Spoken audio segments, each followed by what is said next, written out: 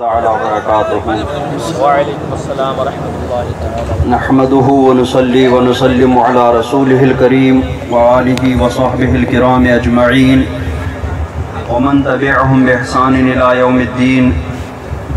أما بعد فأعوذ بالله من الشيطان الرجيم. بسم الله الرحمن الرحيم. ومما رزقناهم ينفقون. صدق الله مولانا العظيم وبلغنا رسوله النبي الأمين الكريم ونحن على ذلك لمن الشاهدين والشاكرين والحمد لله رب العالمين. آئیے سب سے پہلے اپنے آقا مولا تاجدار مدینہ صلی اللہ تعالی علیہ وسلم کی بارگاہ بے کس پناہ میں درود شریف کا نذرانہ پیش کریں. پڑھیں بآواز بلند اللہم صلی علی سیدنا محمد وعلی آل سیدنا محمد واصحاب سیدنا محمد وبارک وسلم علیہم. حضرات گرامی، میں نے جس آیت کریمہ کی تلاوت کا شرف حاصل کیا اس میں اللہ تبارک و تعالی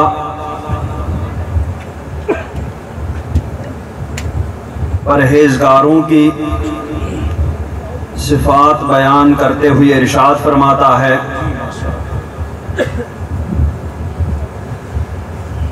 کہ پرہیزگار وہ الذین یؤمنون بالغیب، کہ جو غیب پر ایمان لاتے ہیں، وَيُقِيمُونَ الصَّلَاةَ اور نماز قائم کرتے ہیں، وَمِمَّا رَزَقْنَاهُمْ يُنْفِقُونَ اور ہمارے دیے میں سے خرچ کرتے ہیں. ہم جو انہیں عطا فرماتے ہیں اس میں سے وہ ہماری راہ میں ہی خرچ کرتے ہیں.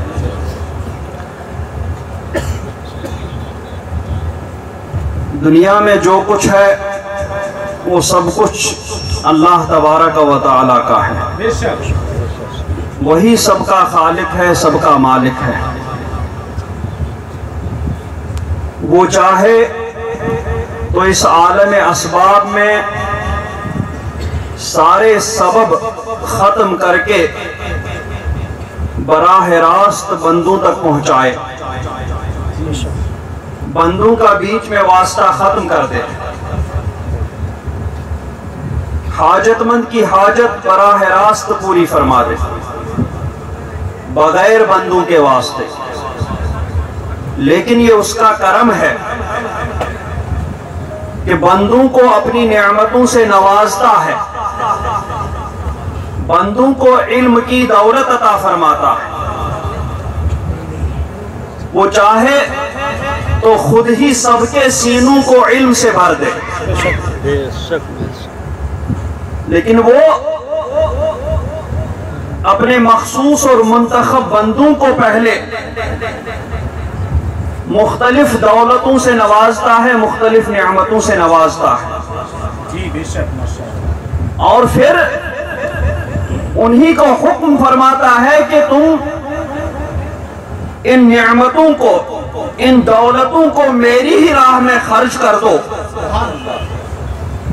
تو ہونا تو یہ چاہیے تھا کہ جب اسی کی دولت ہے، اسی کا مال ہے، اسی کی نعمت ہے، اسی کی راہ میں خرچ کریں تو ہمیں اس پر کوئی اجرت نہیں ملنی چاہیے. ہم اس کی وجہ سے کسی اجرت کے مستحق نہیں ہوتے، کیونکہ اسی کا مال ہے، اسی کی راہ میں خرچ کر رہے ہیں. جی ماشاءاللہ. لیکن یہ اس کا کرم ہے، اس کا فضل ہے کہ جو مال و دولت ہمیں عطا فرماتا ہے، جب ہم اس کو اس کی راہ میں خرچ کرتے ہیں تو وہ اس پر ہمیں بے شمار اجر و ثواب سے نواز بھی دیتا ہے. جی سبحان اللہ. یہ اس کا کرم ہے. اس کی راہ میں خرچ کر کے ہم اس پر کوئی احسان نہیں کرتے، بلکہ ہم اپنے اوپر احسان کرتے ہیں اور اپنے لیے اجر و ثواب کا حق ثابت کر لیتے ہیں.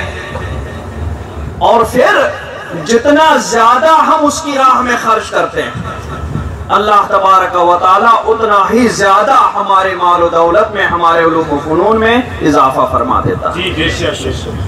اس کا وعدہ ہے جتنا زیادہ اس کو خرچ کرتے جائیں، اس کی راہ میں خرچ کرنے والا، چاہے وہ علم کا خرچ کرنے والا ہو، چاہے مال و دولت کا خرچ کرنے والا ہو، خالص اچھی نیت سے اس کی راہ میں خرچ کرنے والے کا آج تک نقصان نہیں ہوا، بلکہ اس کے مال و دولت میں، اس کے علم و فضل میں روز بروز اضافہ ہی ہوتا گیا، کسی طرح کی کمی نہیں آئی۔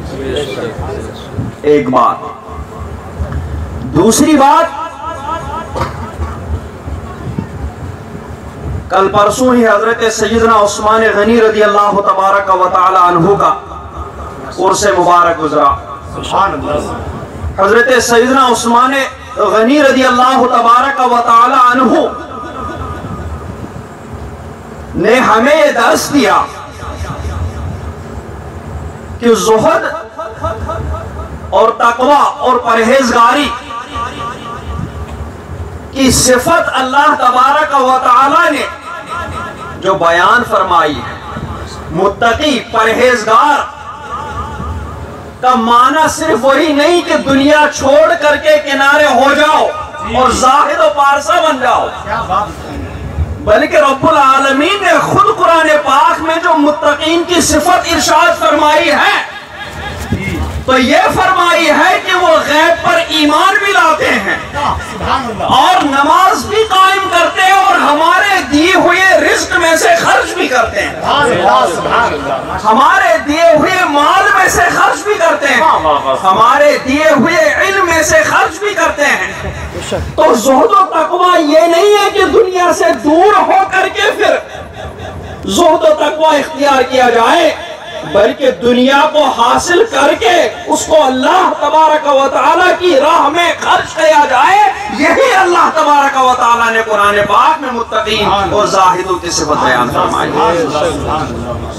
حضرت سیدنا عثمان ذی النورین رضی اللہ تبارک و تعالیٰ عنہ جو تمام مالداروں کے لیے ایک نمونہ ہے، نمونے عمل ہیں، انہوں نے کبھی بھی اللہ کی راہ میں خرچ کرنے سے اپنے ہاتھ نہیں روکے، کبھی بھی اللہ کی راہ میں خرچ کرنے سے کنجوسی نہیں کی، بلکہ جب بھی اللہ کی راہ میں خرچ کرنے کا اعلان ہوا، ندا ان کے کانوں میں آئی تو انہوں نے تب اپنے مال و دولت کے دروازے کھول دیے اور جتنی زیادہ ضرورت پڑ جاتی تھی اتنا ہی وہ اپنے مال و دولت کو اللہ کی راہ میں لٹا دیتے تھے۔ بے شک بے شک، سبحان اللہ سبحان اللہ۔ اور انہوں نے اپنے مال و دولت سے اس دنیا ہی میں زمینیں نہیں خریدی، جی، اس دنیا ہی میں جاگیریں نہیں خریدی، بلکہ یہ وہ خوش قسمت صحابی کہ جنہوں نے مال و دولت کمایا اور اس مال و دولت سے جنت میں بھی زمینیں خرید کر رکھی تھی۔ دنیا ہی میں چشمے نہیں خریدے، جنت میں بھی چشمہ خرید کر کے رکھ دیا۔ سرکار دو عالم صلی اللہ تبارک و تعالی علیہ وسلم کہ مکرم صحابی جب مکہ شریف سے مدینہ منورہ کی طرف ہجرت کر کے پہنچے تو وہاں ایک میٹھے پانی کا چشمہ تھا، بیر روما۔ باقی چشموں کا یہ ہوں گے بھی، ان کا پانی صحابہ کرام کو راس نہیں آیا جو مکہ شریف سے تازہ ہجرت کر کے مدینہ منورہ پہنچے تھے۔ تو اس چشمے والے کے پاس ہی صرف میٹھا چشمہ تھا، لیکن وہ اس چشمے کا پانی مفت میں نہیں دے رہا تھا، بلکہ وہ پیسے دے کر کے بیچتا تھا اس کا پانی۔ اب بہت سارے صحابہ کرام چونکہ تازہ پہنچے تھے، بہت سارے صحابہ کرام کے پاس پیسہ بھی اتنا زیادہ نہیں تھا، تو سرکار نے ان کو بلایا، اس چشمے کے مالک کو بلایا اور ارشاد فرمائے کہ تم اپنی اس چشمے کو مسلمانوں کے لیے وقف کر دو، تمہیں جنت میں ایک چشمہ عطا فرمائے۔ مالک جنت، سرکار دو عالم صلی اللہ تعالی وسلم مالک جنت، جنت میں سے جس کو جو بیچنا چاہیں، جو عطا فرمانا چاہیں، وہ اس دنیا ہی میں جنت بھی بیچ رہے ہیں، اس دنیا ہی میں جنت کی زمینوں کا، جنت کے چشموں کا، جنت کے محلات کا سودا فرما رہے ہیں۔ جی ماشاءاللہ۔ حضرت سیدنا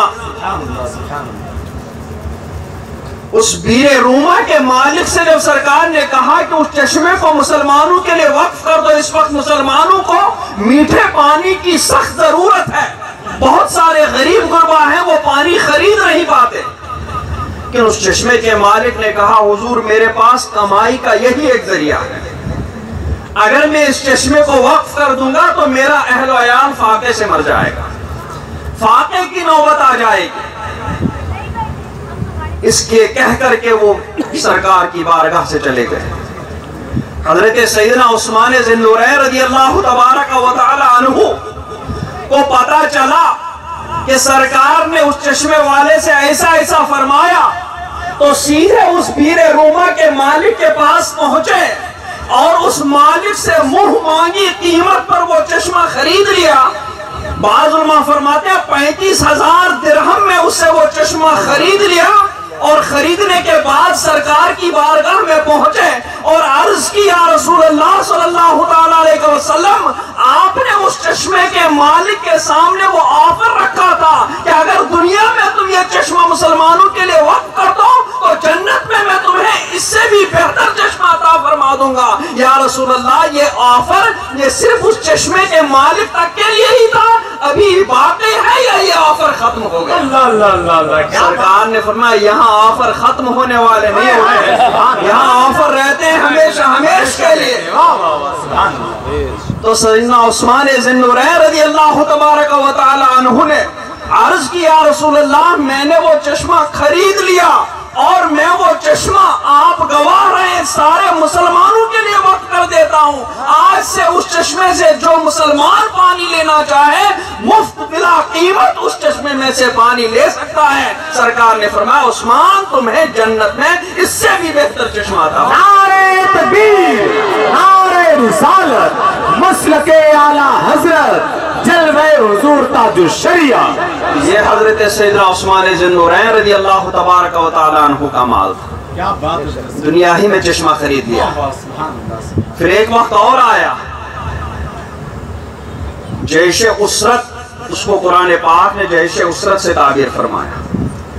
اس وقت مسلمانوں میں بہت تنگی تھی، سخت گرمی تھی، پانی بھی اچھا خاصا سوکھ چکا تھا، کھیتی بھی شاید باید ہی تھی، بہت تنگی کی حالت تھی، لیکن اس وقت کافروں کی طرف سے جنگ کا اعلان ہوا۔